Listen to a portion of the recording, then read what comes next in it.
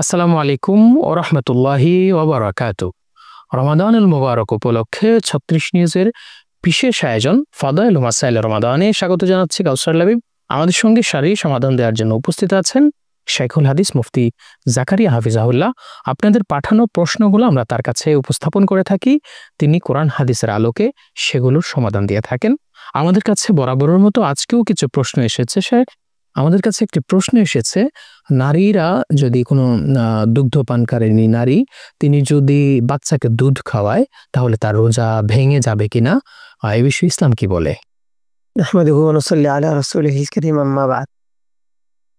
দুধ দানকারিণী যদি দুধ পান করায় বাচ্চাদেরকে তাহলে রোজা ভাঙবে না। এর দ্বারাই রোজা ভঙ্গ হয় না, কারণ এর দ্বারা তার দুধ বের হয় করে শরীরে কোনো কিছু প্রবেশ করে না। রোজা ভঙ্গের কারণ তো হয় সেটা শরীরে কোনো কিছু প্রবেশ করলে, এতে তো প্রবেশ করে না, এই জন্য রোজা ভাঙবে না, বরং রোজা সহি থাকবে।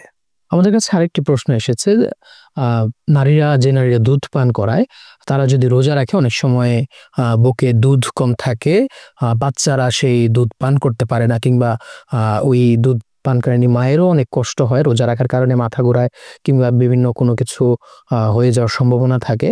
তো যেই নারী দুধ পান করায় তিনি বিশেষ কোনো কারণবশত রোজা না রেখে থাকতে পারবেন কিনা, রোজা ভাঙতে পারবেন কিনা? রোজা ভাঙ্গার যে ইসলাম যে সমস্ত বিষয়ে ছাড় দিয়েছেন, এর মধ্যে এটাও একটা, যে যদি বাচ্চাকে দুধ পান করানোর দ্বারায় বাচ্চার অপুষ্টি হওয়ার বা বাচ্চার ক্ষতি হওয়ার সম্ভাবনা থাকে, বা দুধ পান করানোর মাধ্যমে মায়ের যদি কোনো সমস্যা হয়, যে দেখা যায় মার অনেক কষ্ট হয়ে যাচ্ছে বা মা মাথা ঘুরাচ্ছে বা কোনো সমস্যায় পড়ে যাচ্ছে, মার সমস্যা হোক বা বাচ্চার সমস্যা হোক, উভয় দিক দিয়ে যদি কোনো সমস্যা মনে করে বা ডাক্তার বলে, তাহলে সে কি করতে পারবে? রোজা ভাঙতে পারবে। এতে তার উপরে কাফারা আসবে না। ইচ্ছাকৃতভাবে রোজা রাখলে ইয়ে করে ফেলতে পারবে, রোজা পরবর্তীতে কাজা করে নিলেই হবে, একটার পরিবর্তে একটা রোজা রাখলে। যেমনভাবে নারীরা বিভিন্ন সময় অসুস্থ থাকলে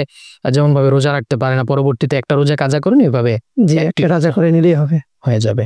অনেক অনেক ধন্যবাদ শেখ আমাদেরকে ব্যস্ততার মাঝে সময় দেওয়ার জন্য। জি, শুকরিয়া, জাযাকাল্লাহ। প্রিয় দর্শক, আমরা দুধ পানকারী মায়েদের বিষয়ে দুইটা মাসালা জানছিলাম পবিত্র রমাদানুল মুবারকের সঙ্গে। যে মাসালার সম্পর্ক আমাদের কথা হবে পরবর্তী পর্বে, সে পর্যন্ত ভালো থাকবেন। আসসালামু আলাইকুম।